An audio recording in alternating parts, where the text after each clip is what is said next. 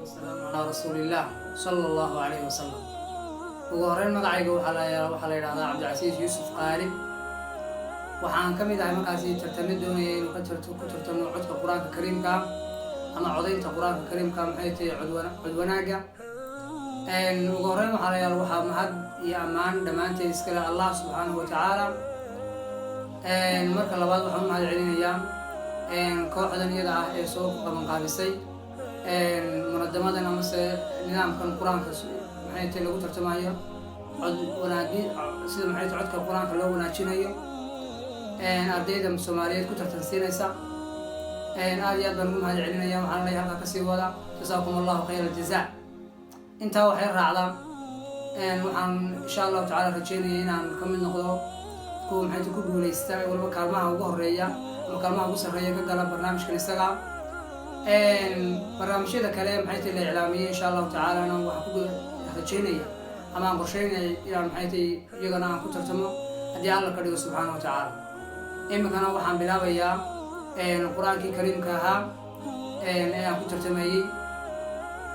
أعوذ بالله من الشيطان الرجيم. إن أصحاب الجنة اليوم في شغل فاكهون هم وأزواجهم في ظلال على الأرائك متكئون لهم فيها فاكهة ولهم ما يدعون سلام قولا من رب رحيم.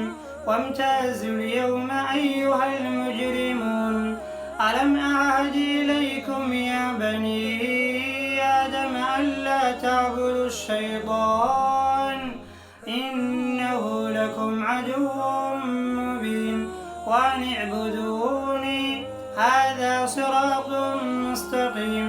ولقد أضل منكم جبلا كثيرا أفلم تكونوا تعقلون هذه جهنم التي كنتم توعدون اصلوها اليوم بما كنتم تكفرون. اليوم نختم على أفواههم وتكلمنا أيديهم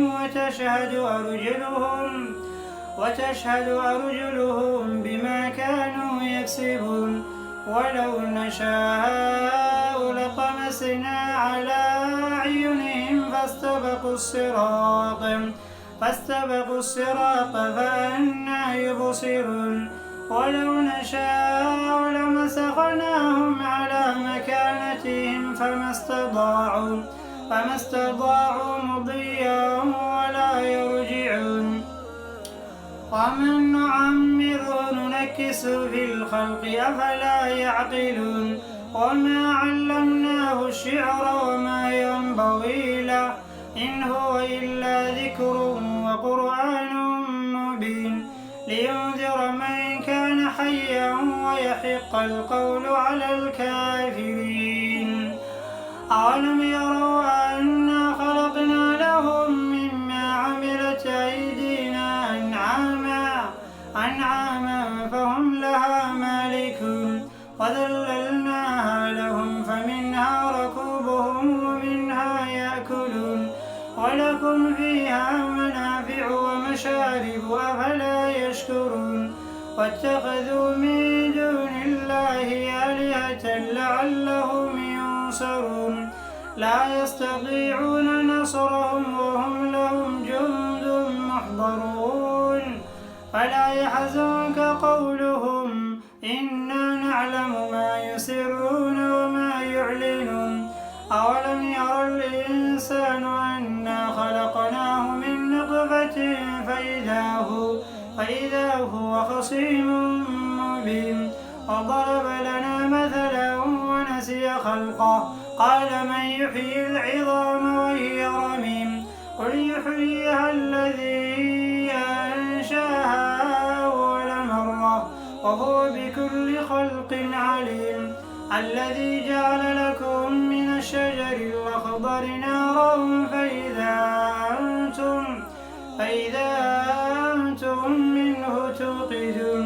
أوليس الذي خلق السماوات والأرض بقادر على أن يخلق مثلهم بلى وهو الخلاق العليم.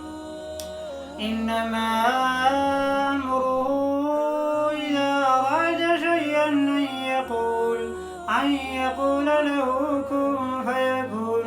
فسبحان الذي بيده ملكوت كل شيء وإليه ترجعون. صدق الله